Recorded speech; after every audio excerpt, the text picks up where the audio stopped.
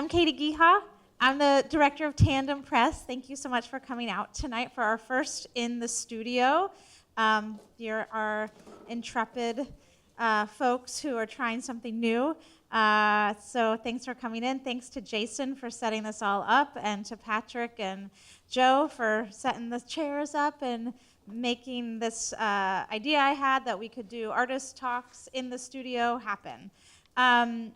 I'm especially grateful to Marie Lorenz for being our first in the studio artist. I'm pleased that she's able to inaugurate this first series of an artist talk that I hope that we have many more of.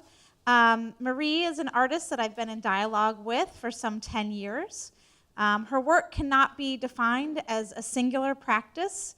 Instead, she employs video, ceramics, sculpture, printmaking, performance, and recently opera to investigate flotsam, transforming the trash of our everyday lives into a series of artistic gestures.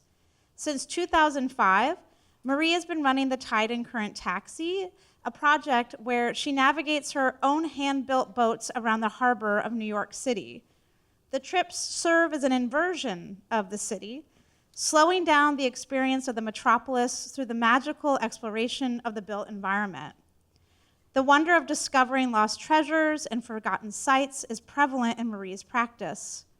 The tidal debris found on trips serves as remnants of her journeys as she reimagines the refuse, whether through prints, as she's doing in our studio now through a series of monoprints, or the casting of plastic into porcelain, as she's doing. Are you casting plastic and porcelain at the Kohler residency that she's also in right now?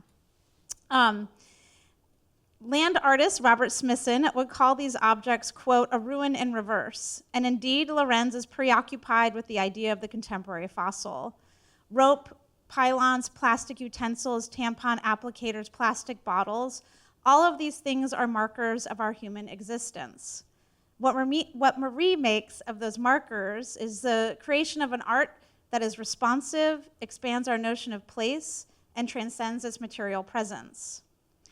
We're lucky, again, that Marie was able to come here during her Kohler residency. This is her second trip here to make a series of monoprints. And I think if you want to peek back there at the end of the talk, you can see some of the work in process.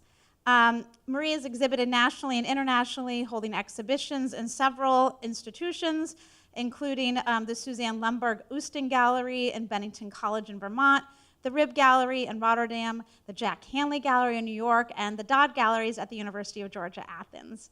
She recently, as I mentioned, produced an opera, The Newtown Odyssey, set on the water of Newtown Creek. She's also created a multimedia project funded by the Bridging Barriers Research Initiative at the University of Texas in Austin.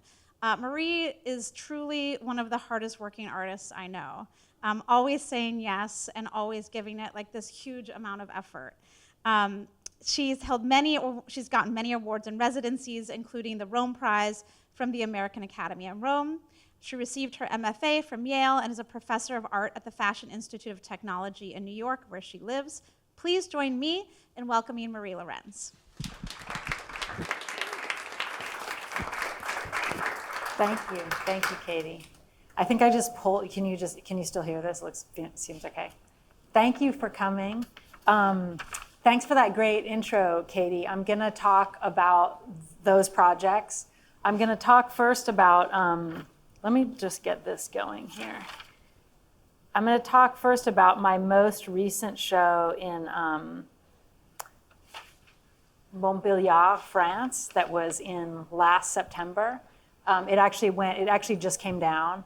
And I'll talk about that first because I feel like if I talk about it, I'll run through and I won't spend enough time at it in the end. So I'm gonna talk about it now. And then I'll talk about the Jack Hanley show, and then I'll go back and talk about the Tide and Current Taxi and some of the water projects to give this whole thing some context.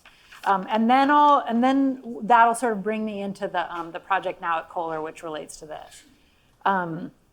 Maybe I'll just start while it warms up. I'll start talking about the location where the show is in a town that's on the eastern border of France. And it's on a canal that connects the Rhone and the Rhine River. So this area is a big steel town because it's where you can take a boat from and a bunch of goods over canals from the south of France all the way to the Netherlands. So it's sort of like the center of the shipping canals that go all over Europe. So it was a big manufacturing town. I was sort of joking that it's like the Pittsburgh of France. And the Peugeot factory, it's where the Peugeot factory was and is. And the Peugeot factory has done in the last 100 years, has done a lot to change the course of the river that runs through this area. And so similar to the area that a lot of my work is focused on in New York, it's an area that's just been really impacted by industry. And so my project was to sort of connect the waterways that I explore a lot in New York with this waterway in France. And so I made an installation that had, that's a boat that I built in the Netherlands that they shipped to France. And I was traveling around in the canals in Montpellier and finding all this junk in the canals and making these sort of like paddle shapes out of it. And then I was printing the paddle shapes, and that's what you see, the big prints behind the installation. So the show had prints, installation. There was a video that connected sort of the canal and the Newtown Creek, and then this big print. The big print is actually one that I made in New York before I came. So that's like exclusively New York City trash. The print is I make the prints through wet mounting. I contact print all the elements, and then I cut all the parts apart, and then I wet mount it to these large sheets of Kozo paper. And I think that of the prints as sort of, I want them to look like the debris has just sort of like washed up on the paper. And this is quite big. It's 24 feet wide by 11 feet tall. And so it's really this sort, you feel like you're sort of like enveloped by all of these objects. I think about the colors in terms of like, the colors of the objects that I'm printing don't necessarily relate to how they show up in the print, but I think of the whole thing as sort of like beachcombing. You're walking down the beach. When I'm beachcombing, I'm looking for garbage. I don't know about you guys. Some people look for shells and stuff. I don't know why. But I'm looking for like plastic debris and forks and all of these things that sort of pop out of the landscape. And so those are the colors that I like to use. I like everything to be sort of like beach colored, sand colored, but then for these bright pops of color to sort of like shout at you from a distance. That's what the prints look like up close.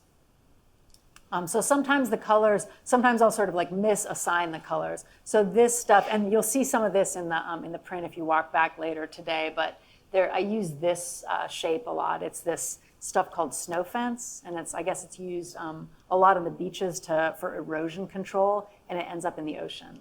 And so I find it out on the beach, and I use that a lot. And so sometimes I use those like bright pops of color, but not for the snow fence. One of my favorite things to do in a room full of artists and art enthusiasts is to show you exactly how it was made, because then, I don't know, I like to share and also like be informed by sharing how it was made. So so this is the same space that I showed it in. They let me set up these long tables, and I was the wet mounting process is basically, so those are the paddles that I made out of the debris. Those are the prints of the paddles, and then I would lay them face down on this long table of Mylar and paint rice paste on the back of it, and then I would wet Kozo paper and sort of smooth that all down to glue it. And then when that dries, it's all perfectly flat and can be sort of peeled off of the Mylar. I was also using, this is sort of the first project where I was doing this, but also when I would cut out all of those shapes, I would end up with all of these negative shapes, and then I would dye those, and those would sort of go back into the prints as collage material. And so I sort of liked the idea that I was like collecting all of this flotsam, but then also kind of making my own flotsam and using that back in the prints as well. And you can see that a lot in the, this is a picture of when I do it in my own studio. This is in New York, and I have this like system of kind of pulleys where the paper is on these sort of pulleyed to the ceiling. So I do it completely alone, and I can sort of like squash the paper down and then pull it back up. And so this is a print that I made sort of in the same way. It has some collage material, but it's also sort of a contact print where I'm inking stencils, putting them down on the ground, and then smoothing the paper down. It's all hand pressure. I'm just using Kozo paper, so it's like I'm sort of like imitating what a printing press would do, but all kind of just by hand on the ground. That's another image of the sort of pulley system, like pulling the paper off of the surface. But the prints, so here's some of the elements where you can see those bright colors, those bright sort of slices are where I'm taking my own kind of clippings from the offcuts and then dyeing those and using those in the collage. A lot of the prints end up feeling a little representational. And then, like I think of them as like these big shipwrecks, or I think of these things as oars and the kind of floating shapes. A lot of the prints have these like horizon lines in them. So sometimes they sort of veer toward representation in a way. But a lot of the colors sort of, to me, seem like oceans and sunsets, and then all the blacks kind of represent these like objects floating around in them. And then sometimes it's like very representational, like there's sort of the indexical representation of the wood grain and the objects themselves, and then some of the representations sort of invented. So I like the idea that there's different modes of form happening at the same time. So your eye is sort of, that you're looking at something almost a trompe l'oeil when I make the prints of the wood grain. But then also there's this sort of like crudely cut forms, and I like the juxtaposition between those two shapes. I think a lot about Saburo Hasegawa. He was a Japanese printmaker in the mid-century. There was a really great show at the Noguchi Museum in New York in 2019. He was a friend of Noguchi, and they showed Noguchi sculptures and Hasegawa's prints together. And he was printing the same way that I do. He was contact printing things and made these really beautiful compositions. I think really sort of him and Noguchi had these really great conversations about Japanese aesthetics and modernism, and how modernism is really shaped by these by ideas that had been in Japanese architecture for centuries. And I really think a lot about like those prints, how he made them, how he was thinking about indexicality, how his objects sort of landed on the page in this really fresh and sort of uncertain way. I think that if the modernists were sort of thinking about balance and perfection and the human form and architecture, in my prints I'm thinking about those things, but also about buoyancy. And that's what I kind of like bring to the equation in a way. The idea of a floating object, the idea of objects sort of drifting on the tide. This is a show that I had at Jack Hanley Gallery in October, and it had the prints that I've been making in this way, but then also these metronome sculptures that, so these are some of the prints that were in the Jack Hanley show. I made these ones in France, actually. I made so it's sort of the process sort of flowed to France and flowed back. But these are some of the prints like this were in France too, but these are some of the shapes that were from the canal debris. Again, the snow fence, the idea of the horizon. A lot of the times I would take the debris from the canal and form it into these paddle shapes. And I liked thinking about the paddle as this kind of symbol of like an emergency or something. It's sort of like an emergency paddle. And all of these things were sort of like these big floating kind of problems.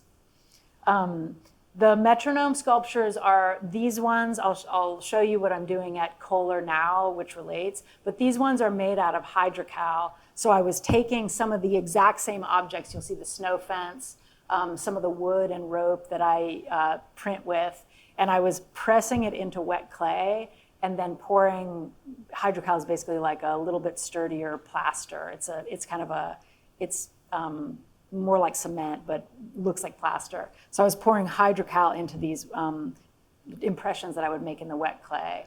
And that's what the bases are made out of. So it's a steel structure with these hydrocal elements.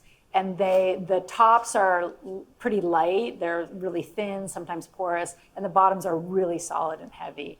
And so they rock like a metronome. Each piece has a different interval, so they make these really cool sort of polyrhythms as you're watching the whole set rock together.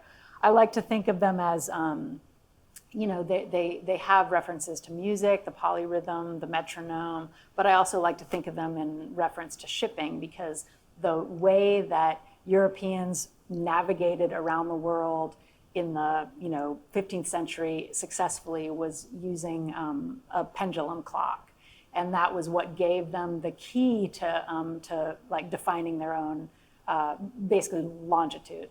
And so I like to think about these having a relation to shipping. They also sort of looked like oars and ships as they rocked back and forth. There was sort of this like swaying motion in the gallery as you walked through. But I like thinking about that like early timekeeping and navigation keeping devices as well.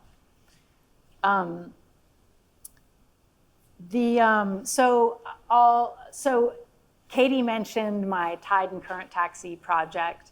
And this is sort of where all the interest in flotsam and shipping and boats and navigation all started.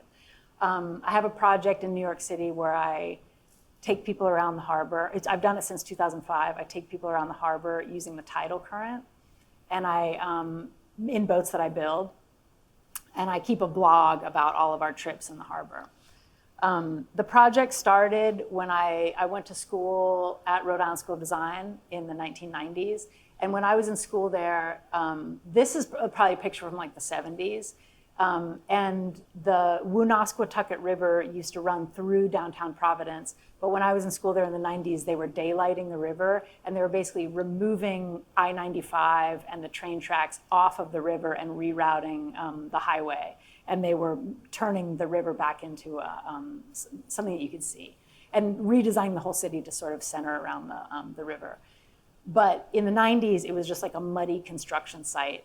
And while they were daylighting it, they were revealing all these tunnels that went back under the city. And so I started making boats to navigate those spaces. A lot of my work at the time was sort of theatrical. I was in costume. The boats were these fantastic shapes. The boats are made out of, I would make like a plywood frame, and then I would stretch canvas over it and use roofing pitch to seal the canvas. So I could make these sort of fantastic shapes, and they were pretty delicate, but but they were sort of quick and easy to make and cheap to make. And my ideal sort of audience at the time would be somebody that was passing by this kind of dirty construction site and see this kind of fantastic thing happening and kind of think about this space in a different way. So when I left Providence, I moved to San Francisco, then to Russia, and then to Georgia, and then to, where else did I go? And then I guess to when I went to school at Yale.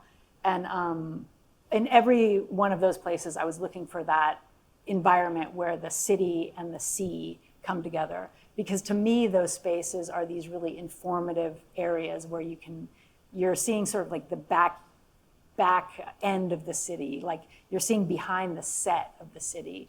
And those kinds of places are just a really exciting, place to be. When I was in Providence, we were I was making these little boats, and we would go in those tunnels that the construction was revealing. You could go for like a mile underneath the city in these tunnels that the construction revealed. They've now sealed all of those up. And also, like, now that I've been in New York and understand how the combined sewer overflow works, I realized that we were in the sewer.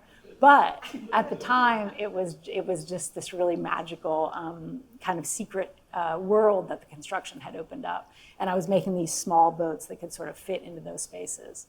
So I moved to New York in 2002, and I did what people had been telling me to do for years, which was download boat plans off the internet and use fiberglass instead of this roofing pitch. The boats that I was making in Providence and elsewhere were pretty delicate. Like, I would have to patch them together every time they came back to the house. But in 2002, I made a boat that was more, I look at it now and I'm like, oh my God, it's not very seaworthy. But it was a little more sturdy than the ones that I had made, in Providence. And also I was downloading plans off the internet in terms of like how to cut the plywood and how to sort of like shape the boat. So in that boat, I made a circumnavigation of the Manhattan Island in 2005. And I connected this other kind of revelation that has been with me ever since, which was that I made the circumnavigation over the course of 3 days. And I was taking, so this is in 2005, this is like before Instagram. I was taking pictures with a cell phone, and me and Katie's friend, Melissa Brown, was at home. I would text her the picture, and then she was uploading them to a website, and I would text her like a line, like what, where I was or what was happening. And she was like updating this website about where I was. And I had, maybe emailed a bunch of people saying like, follow my adventure around Manhattan. So I invented Instagram, is all I'm saying. But it was cool to see like who tuned into that weekend. It was basically people that were stuck at their desk. But it was kind of it was like the first, I think it was like Memorial Day or something. So it was sort of like this really nice sunny day and or sunny weekend, and it was something unusual. And at that point, I sort of realized that the boat didn't have to be a performance where people were sort of watching me in the water to think about the water differently. The boat could be a portal where you're looking through me, through the boat, through my camera, back at the city.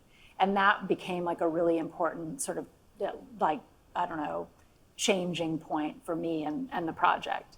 And that's when I started the tide and current taxi. The other thing that was just a complete revelation was how strong the tide is in New York City. It's supposedly the second fastest tidal current in the world. It can carry a boat 6 knots at its full power in the East River, which is really fast for the tide. And it can, a good paddler using the tide can go all the way around the Manhattan Island in about 8 hours.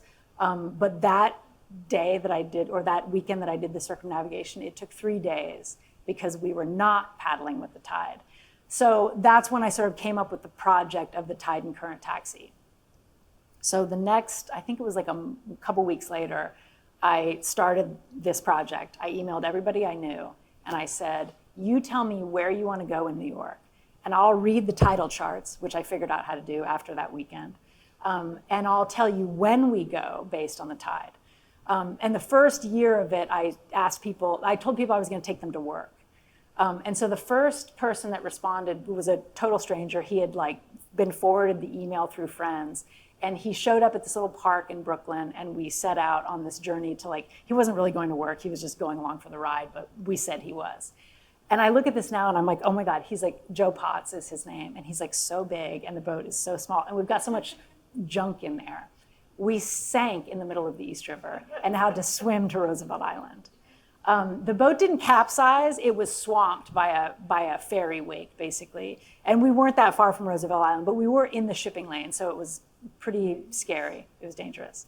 And but if you had seen us from shore, we were like paddling. The boat basically was swamped. So a wave came into the boat, and then the boat was a little lower in the water, and it came in again, and it came in again. And at some point, we were just like paddling frantically, but we would have been like torsos, like in the water paddling. And then we basically like let the boat go and swam to shore. And I went home that night, and I emailed everybody that had signed up for the Tide and Current Taxi, and I said, I'm sorry, it doesn't work. Like, it's canceled. But Joe Potts's roommate it had been a day-long ordeal to get back I actually did end up swimming out and getting the boat back, but it was like a day-long ordeal to get all of our equipment back and get back to the house. And Joe Potts's roommate had emailed me, when he got home and said, Joe told me about the day, sounds great, sign me up. And so I thought maybe it's not so much that it's canceled forever. Maybe I just have to, let people know the possibility that could happen. I also changed the boat. The boat has changed several times over the years. This was actually the next boat after that one. And the boat now, I think you'll see it in some of the pictures coming up. The sides are a little higher. It's more formed to go over the wake rather than get swamped by it. It's a little bigger and wider. I also stay away from the shipping channel, and I know some of the signs for when this certain wave is going to happen. I'm just a more, careful navigator. And the tide and current taxi, nothing like that has ever happened again. And I've been doing it for almost 20 years. I've taken over 200 people out in the boat. And they say that there's 520 miles of coastline in New York City. I've been to every mile of that coastline. And I probably have a picture of every mile of that coastline on the blog, which is the Tide and Current Taxi. .org or .com or something. I use the Eldridge Tide and Pilot book to predict the tides. I also use a couple online prediction resources, but the Eldridge Tide and Pilot book has this really, I don't know if you can see it in the image, but it has a map at every hour interval in the tidal cycle. So you can tell it's pretty complex what the tide does as it goes up the East River, around Harlem, out through the bay. All of those inlets and channels have their own sort of cycle that changes twice a day. And it's all completely predictable based on the moon and sun. So I can tell you, if you want to go for a trip, if anybody wants to go for a trip this summer on July 12th, I can tell you exactly what the tide will be doing at 8 a.m. on July 12th, because it's all based on the moon and sun. I think of the project sort of as when I started the project, I was thinking about it as sort of like using the wrong map of the city to navigate. But the more I do the project, the more I realize that it's the right map of the city, that a lot of the ways that we have developed industry and the ways that we have sort of planned the city are based on those tidal currents, even though we sort of ignore them now. The blog has looked the same since 2005. It's just an image and a line of text that describe what happens when we go out there.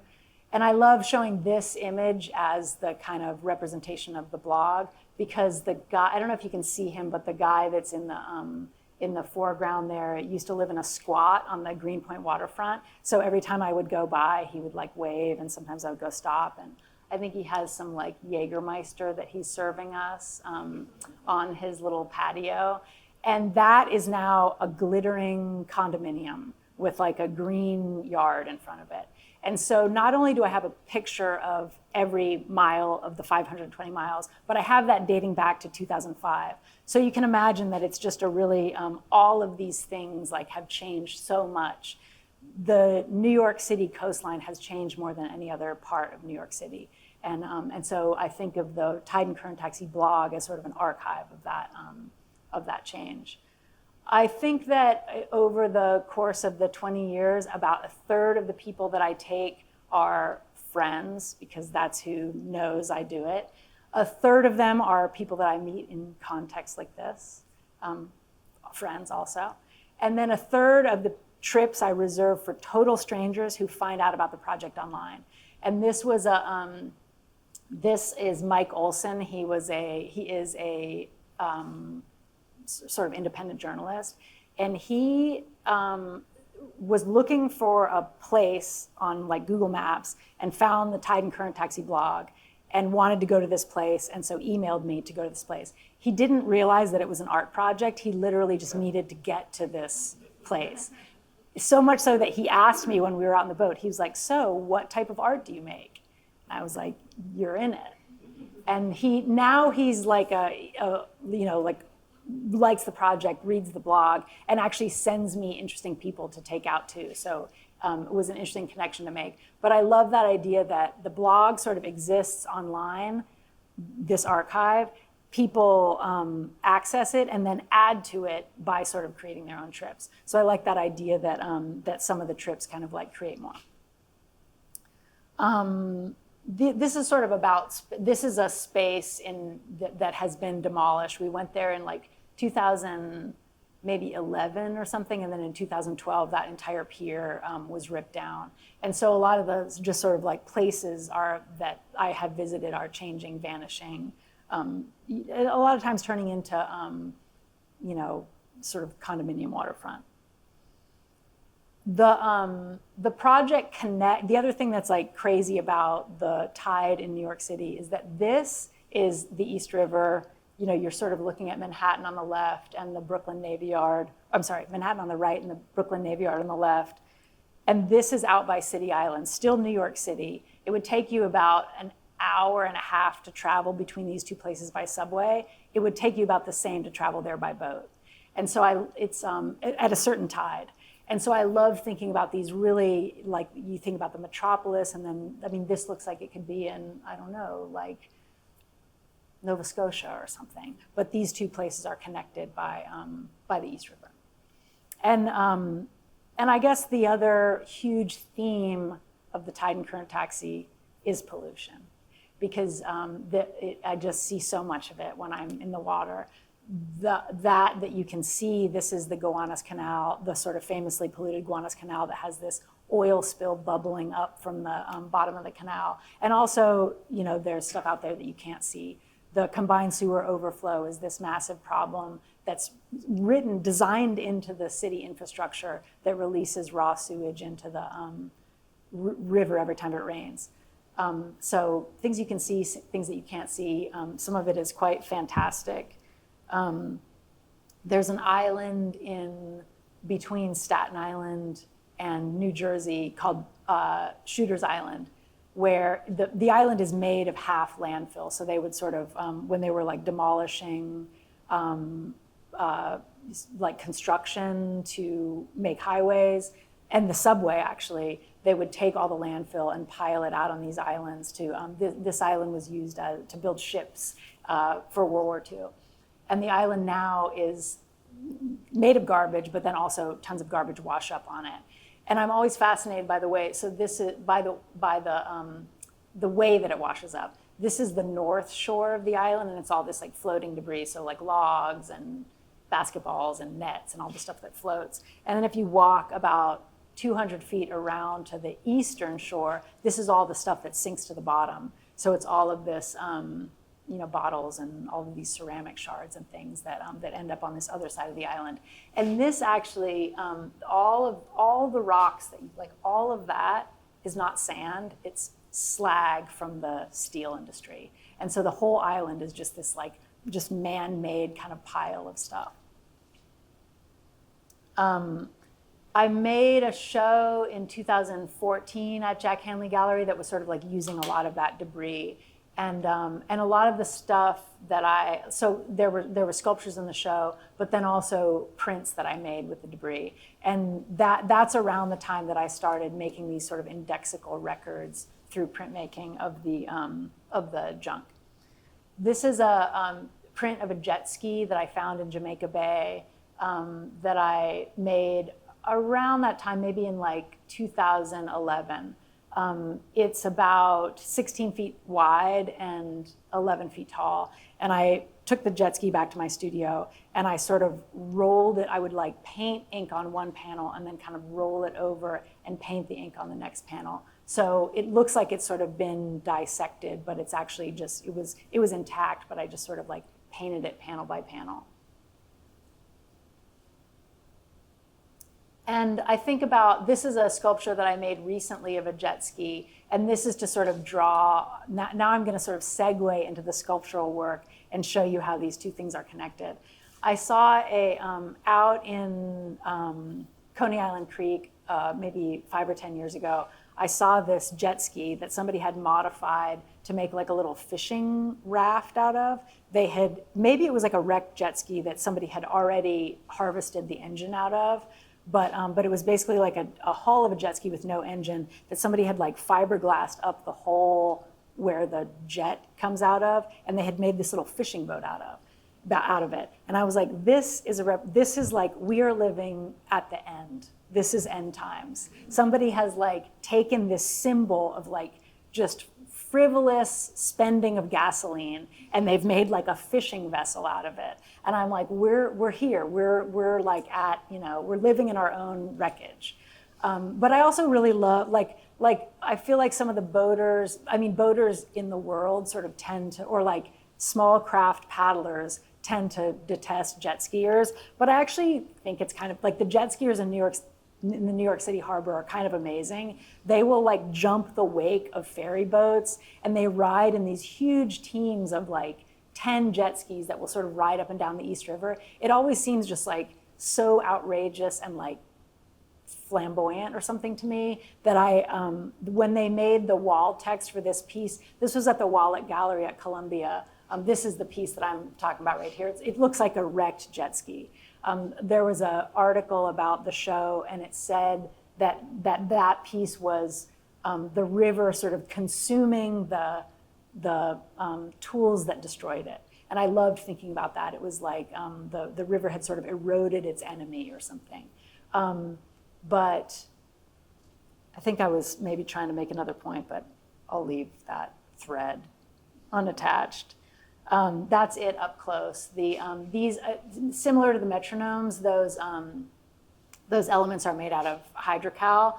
And the steel element is meant to look like these structures that hold ships together in archaeological museums. This is a picture of the Museum of Roman Ships in Nemi. It's a really incredible museum where they have this massive display of a fake ship. This is actually the only part of the real Nemi ship that remains, because the Allied forces bombed it during World War II and destroyed the actual ancient ship. But they have like a replica of it in the museum that's really amazing. But I've always loved in archaeological museums where there's those like these steel supports that hold up the relic or the object, and that's what that support in the jet ski is supposed to look like. It's supposed to sort of present the object to you, but then kind of as though the steel doesn't exist, and yet the steel is this really other like fantastic form. The jet ski was cast from an actual jet ski that's at this junkyard out in Jamaica Bay. And last spring, I made like a little residency for myself at the junkyard. I really had to like talk the junkyard owner into this residency. He was very skeptical of me in the beginning, but he let me, like, behind this jet ski, I set up like a little tent and all my equipment. I would go out there every weekend with my hydrocal and all of my clay and all my materials, and I would work with this jet ski instead of taking it back to my studio. And now I feel like now that I've established my warm relationship with the junkyard owner, this is like, I want this to be my studio, because behind these jet skis are just like tons of sailboats and any kind of like nautical debris that you could possibly desire is all in this junkyard. And so it was just in these, with these forms, I was casting it the same way that you would make like a cast for a broken arm or something, and I was cracking that off and bringing it back to my studio as a mold. But I also was making casts where I would take wet clay and sort of squash it around the form and take the wet clay back to my studio and then pour the hydrocal in that. So you can see in the form that there's elements that were made from like a pure cast, and then elements that were made from this sort of like, I don't know, mother mold cast. And so that kind of brings me to what I'm doing right now, which is a residency at the Kohler factory in Sheboygan. And it's a really, does everybody in the room like know what this is? Okay, awesome. So is anybody a representative of the Kohler company in this room? Because it's totally illegal for me to show you this picture. And this is like the most exciting picture in my whole slide lecture, because you're not allowed to take any pictures in the factory itself because there are trade secrets inside of this room. But this is the factory where your studio is, and they're making toilet bowls out there. And the studio is like right sort of to the right of this. And the toilet bowls are being made like 7 days a week, 24 hours a day.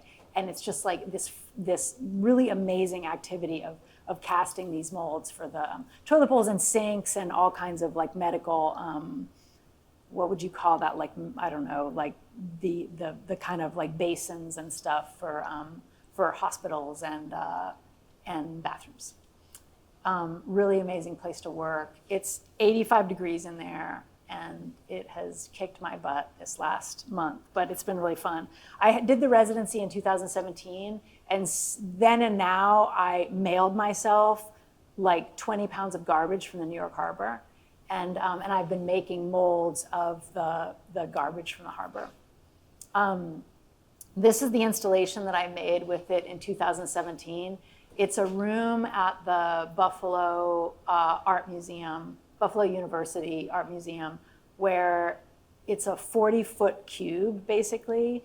And all of this, I think I made around 2,000 pieces of debris. Some of them were like as big as a tampon applicator, and some of them were like as big as a laundry basket. And those are all of that junk sort of hanging from the ceiling. The thing that I'm making now are also casts from objects that I find on the beach. Some of it's from Sheboygan. And I'm making just larger objects that will go onto those metronome forms. This is what the studio wall looks like at my studio at Kohler. And this is the print that I took back that we made when I was here. Was it like a month ago? So I've been sort of looking at the print as I'm making the objects that will sort of be part of these metronomes. And it's been really fun, like thinking about the dialogue. You'll see the snow fence, the driftwood is sort of similar. The ropes, I think of it as this kind of like language that I'm exchanging between the print and the sculpture. But also the sculpture is basically printed. I'm taking the object and making sort of an impression into the plaster, and then that becomes the negative shape that the mold is cast from. So it's a really similar process. And in this version that I'm making this year, I'm starting to layer the objects similar to the way that we're layering the print. This is sort of one of the things up close. That's a chemical barrel that you find on the beach a lot in New York City. I think they use it in the food service industry and then maybe repurpose it in the fishing industry. And so these blue barrels are just all over the beach in New York. So that and the snow fence. So thinking about like layering those objects. And also, as I've been making these objects at Kohler, I just started thinking about the Sumerian clay tablets. 3,000 BC, well, 2270 BC, this one, but made by carving and engraving into stone and then rolling it into clay. And I was thinking about that just in terms, they say that stone engraving that was on a cylinder is sort of maybe some of the first, they invented the printing press 3,000 years BC. And I was thinking about that sort of in terms of how the current state that the world is in. I feel like we're in this transition where media is about to completely change the way people consume media is about to completely change the world order. Like we're in a moment where the world order is in massive change. And so I just think it's a really interesting time to think about printmaking. And other times the world has massively changed because of the way that we consume media. So I think there are some, I think it's sort of an interesting time to be looking at prints, an interesting time to be thinking about technology of prints.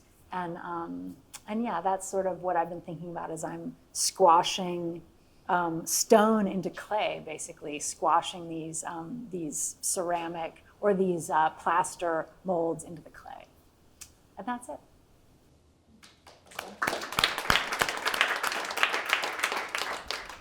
Thank you. That was great. Thank you. And I actually have a lot of questions, but I'm trying to think of what. One of the things I thought of at the end is it's interesting to me, certainly when you take the actual debris that is the trash and you make it into something else, it becomes really beautiful and is unified cohesively in these monotones. But conceptually, why is it important to make new versions of the trash and hang it up? What was the thinking in transforming the trash into something else? Yes, I do think about that a lot, and I have made installations with the actual stuff. There's been that first Jack Hanley show that I showed where there was the print and there was the stuff sort of in the background. I was making these kind of macrame sculptures that had the actual debris in it. And there was something kind of like, I feel like when there was something about those sculptures that when people see it, they sort of like don't want to look at it. There's something sort of like, people just sort of like move by it. There's something about the objects where like, I don't know, it just, there's sort of this like repulsion or something to that object. Whereas with the ceramic stuff, also with the porcelain, it shrinks the object 20%, which is significant when you're looking at those, like a water bottle that's this big is like now this big. And there's something that just sort of, I feel like there's this gravity that kind of like pulls you into it. And so it's sort of partially that, wanting somebody to kind of like be enveloped by the object and want to move toward it and like engage with it. But I also like, I think that there is work to be made where the two things could live together, and that there could be installations where I'm not parting with the stuff itself. Like the garbage that I sent Jason and Patrick is the same stuff that I have used in prints for sometimes like years. And it's been in sculptures and it's been in prints and so I don't know, like it lives in the studio, it lives on, and it's not out of the question that it could one day also be in a sculpture again. So it's not like totally, to me, there's not like a real division between like, it became ceramic and now it goes back in the landfill. Like I think of it as sort of like a continued conversation or something. Well, when you show this last image here, and it somehow, all of a sudden, this plastic stuff somehow almost feels more ancient. Yeah. In a way Yeah. than the... Right. It might outlive the plastic, but I don't know.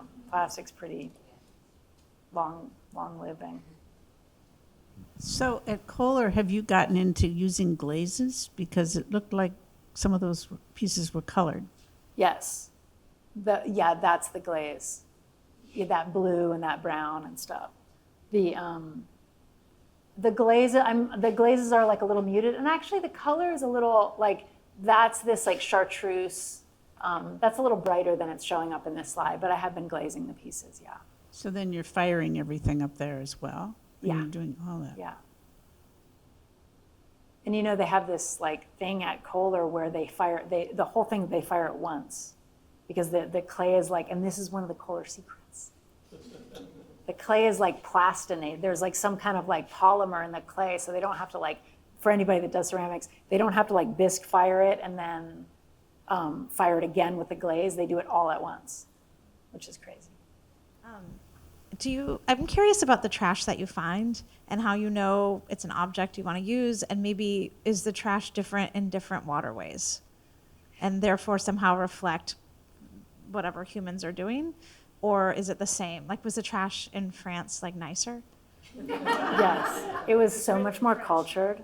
It was really hard to find trash. I mean, I think the joke that I was sort of making in France is that I was like, where's y'all's trash? Like, I'm trying to do a project here. But there was, and that snow fence actually was from France. And it's like sort of the aperture of like the hole that they cut in is like a little different. It's like more fashionable kind of. But yeah, there's some things that are just like completely like ubiquitous around the world. You know, the single-use plastic bottle is everywhere. Things that people flush down the toilet are everywhere, like tampons. And so some of the things that I'm looking for when I'm like beachcombing are the ubiquitous things, because to me they're like, they represent sort of they represent us so well. But then I also can't help but pick up things that are unique. But that stuff doesn't make it into the sculpture and the prints quite as much. But yeah, I like to look for both the ubiquitous and the unique. And then sometimes when I'm beachcombing, I'm like, especially when I'm working on a print, I'm like, oh, that you could totally print that, you know, because of the texture and the shape of it or something. Hi. Thank you. That was a very good talk. Thank you. I've heard other artists who've done the residency at Kohler speak about the technology and the scale of the equipment that they have available to them. And far be it from me to ask you to divulge trade secrets, but are there things you can do in that facility that you wouldn't be able to do without that level of technology? I mean, I can't do any of that. Like, I don't have a kiln, or like, to me, it's just completely, impossible and new. But yeah, there's things that you can do there that are very unique. The high fire porcelain is they're running a kiln that goes to cone 10, 24 hours a day, 7 days a week. And you can fit something in it that's as big as a car. But like, to do that, you would have to really engineer the molds and the process and everything, but they can make massive porcelain things. And that, I mean, some of those, like the production floor that I showed that picture of, they're making this, the thing that they make right by my studio is a urinal that's like this tall. It's like for hospitals, I think. It's like this massive urinal. And so they can make really big things, and it's just incredible to see the production. But yeah, I think you can do really amazing work. Just continuing on with Kohler, the industry part of it, they have a fantastic foundry there. Do you envision doing some of this in their brass or steel or cast iron? I would love to, but you have, when you apply, you choose pick, whether you okay. want to go to foundry or pottery. Okay. And I chose pottery because I don't know, I was like more familiar with it, but yeah, the foundry's amazing. Yeah. I mean, yeah, it's crazy. It's Thank you. crazy. And has everybody taken a tour of like the factory? Yeah, you can see all of that stuff. It's incredible. Something that strikes me is like you're an adventurer.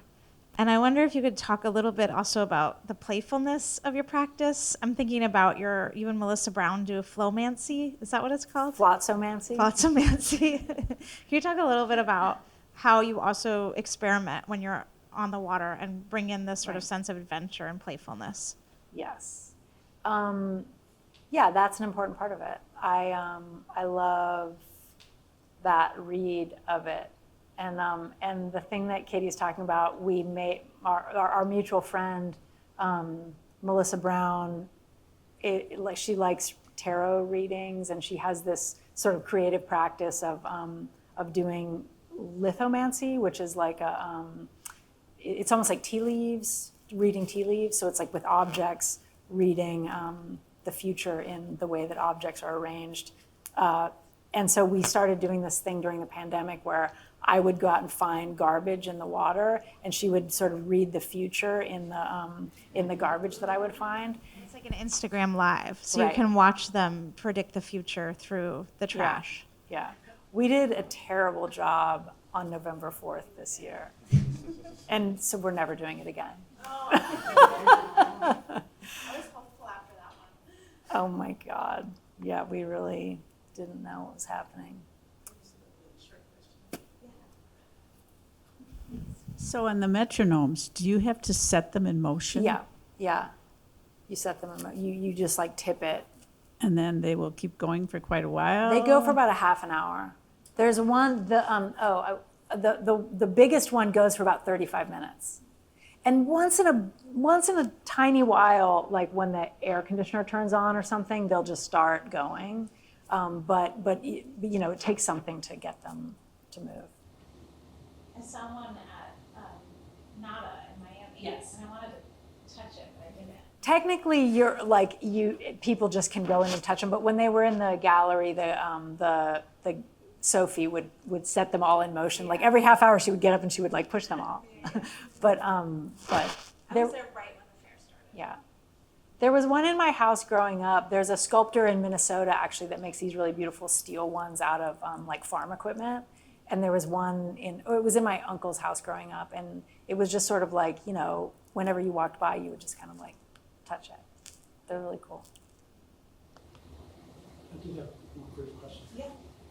The title maps and the logs that were kept, and you talked about the accuracy of them, is that being affected by the rise of the oceans levels? More so in the New York Harbor, it's being affected by the shipping channel. We'll change it, but To my knowledge, it has not changed in the New York Harbor because of sea level rise. It may, if sea level rise erodes a bank or something like that, it may change aspects of it. But to my knowledge, that hasn't happened yet. But that's a good question. I'm sure because of like the tide, the shipping channel, they carve out, and it moves all of that tide much faster than it would have, 200 years ago or something. Just a quick question.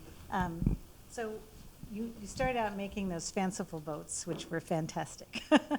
And when you were a kid, did you play around with boats? Was that something that was already there, or would that start just with the art practice when you were in college? Yes, my dad was a canoeer and a kayaker. He was in the Marine Corps, and we always lived on the coast. And so he liked sailing and liked canoes and stuff. So I grew up always sort of, playing around in water and boats.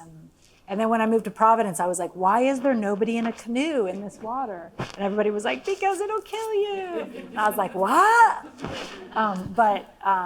Yes, it was because of growing up around boats. And I think like for me, like stepping in and out of a canoe and being close to the water and paddling is really natural. Like I feel totally comfortable on the water that way. And so another part of the project is just trying to like bring that feeling to other people. And sometimes people don't don't feel that way. I mean, many people don't feel that way. And so in the project, I'm always just sort of like paying attention to the participant and doing what's comfortable. And I plan trips based on the participants' comfortability. And there's places in New York where it's not as gross as that picture of the Gowanus Canal. And so I always, it's sort of about like sort of, I don't know, trying to make the experience seem natural.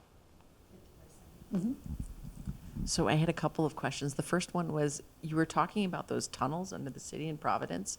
How big were they? What were they like inside? They sound kind of terrifying. The coolest one was about this. It was maybe like 5 feet in diameter, and you could only get in there when the tide was, midway in the tunnel. And so you had to plan it so that you went in there right at that tide. And that's the one that I think we were maybe like a half a mile under the city, because we would like paddle, and it just like kept going and kept going. And then there were some that were like, there was basically like the river went under there was like the river that you could see, and then there was this other part that was covered by roads on either side. So that part, you were basically like, you were paddling and you were sort of looking up at the street, but they didn't know you were down there. You could sort of like, you would go kind of past these like columns. And that one ran like all the way through downtown. You could sort of like see up to the street. And that's where I would keep the boats. So I would like climb down over the side of the road and go and like climb along this sort of, and at some point go on an I-beam like this, and then get in the boat and then paddle it over to pick up my friend or whoever wanted to go. They would climb down the highway, like the side of the road. You would have to take lights or something, right? If you wanted to go in that really deep one, yeah. My other question was, you talk a lot about using the things that are ubiquitous, but what was the most unusual thing you found? One time, I was on that island that has like the wood on one side and the ceramic stuff on the other side, and I found a marble face. Okay, I just ruined it. Okay, I found a marble face that was like a carved, it was like I was with someone that said it was probably like from a gravestone and probably about 100 years old. And then it had just been like, in the landfill or whatever. And so it was the face. So then I'm like walking around the island, and we did like a whole, circumambulation of the whole island. About 100 feet from the face, I found the head, the rest of the head. It was insane. It is fun to watch you on Instagram Live when you find something, because you get really excited. I get really excited. I've seen you get super excited about like a blue track, I don't know, bottle. Yeah. Plastic bottle. Yeah. Anyway, thank you everyone. Thank you to Marie. I'm sure Marie will hang out for a little bit. If you have another question or if you think of something, I'm sure she'll chat with you. Take a peek back there to see what she's working on. And thanks for coming. Thank you. Thank you.